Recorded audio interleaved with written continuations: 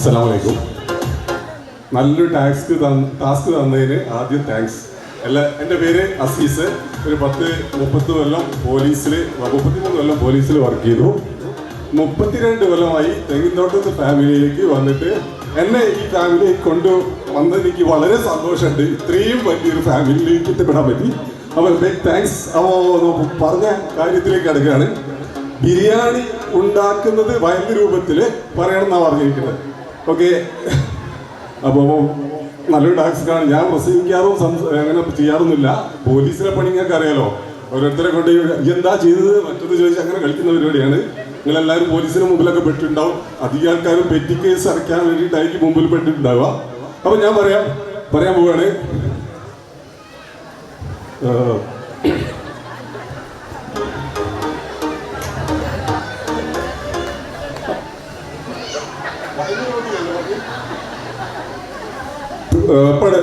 പ്രിയ സഹോദരന്മാരെ, നമ്മുടെ ഈ കുടുംബത്തിൽ ഏറ്റവും പ്രത്യേകമായിട്ട് നമ്മൾ ഉണ്ടാക്കുന്ന ഒരു രൂപമാണ്. അത് നിങ്ങൾക്ക് എല്ലാവർക്കും അറിയുന്നതാണ്.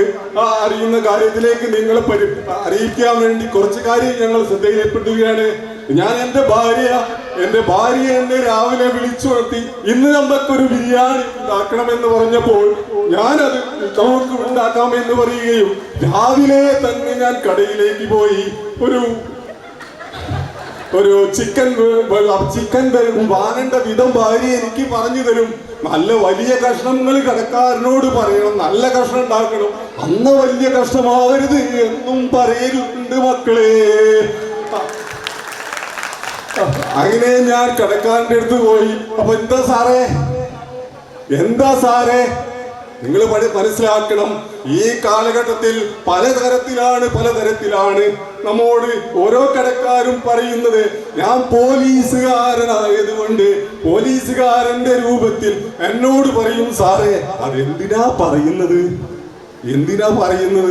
അയാൾ എപ്പോഴെങ്കിലും എന്തെങ്കിലും കാര്യം പറഞ്ഞാൽ പോലീസിന്റെ അതിൽ സഹായം കിട്ടണം. അപ്പൊ അത് മനസ്സിലാക്കാൻ വേണ്ടി ഞാനത് മനസ്സിൽ വെച്ചുകൊണ്ട് സ്നേഹത്തോടെ പെരുമാറും. ഞാൻ ഇന്ന് വരെ ഒരു പോലീസുകാരന്റെ പേരിൽ മോശം പരിപാടി കേട്ടിട്ടില്ല. ഒരാളോടും ഞാൻ സ്നേഹം മാത്രമേ കൊടുത്തിട്ടുള്ളൂ. എന്നാലും ഞാൻ ബിരിയാണിയിലേക്ക് തിരിച്ചു വരാം. അങ്ങനെ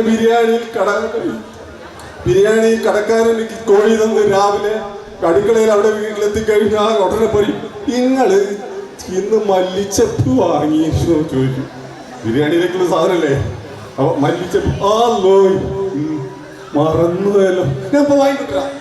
പോയി വാങ്ങിയില്ലേ ബിരിയാണിക്ക് രസം ഉണ്ടാവുമോ? പറയും ബിരിയാണിക്ക് രസം ഉണ്ടാവും മല്ലിച്ചപ്പില്ലെങ്കിൽ. അപ്പൊ എന്ത് ചെയ്യും?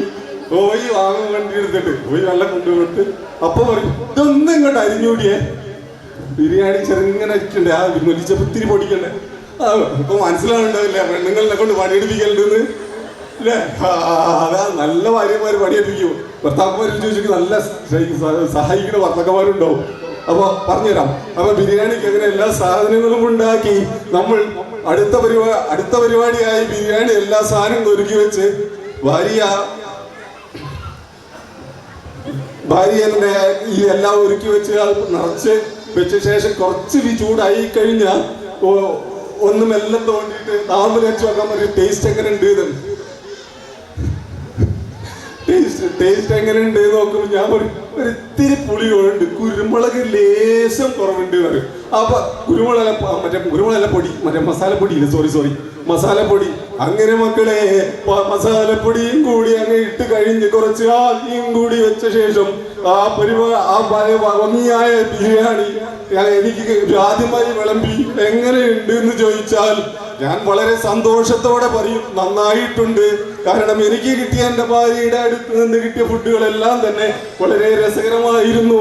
അപ്പൊ നിങ്ങൾക്ക് ഓരോരുത്തർക്കും അത്രയും ഭംഗിയായ ഫുഡുകൾ വെച്ചിരുന്ന ഭാര്യമാരെ നിങ്ങൾ സ്നേഹിക്കുക എന്ന് പറഞ്ഞുകൊണ്ട് ഞാൻ ഈ ബിരിയാണി വിവരണം അവസാനിപ്പിക്കുന്നു. അസ്സലാമു അലൈക്കും.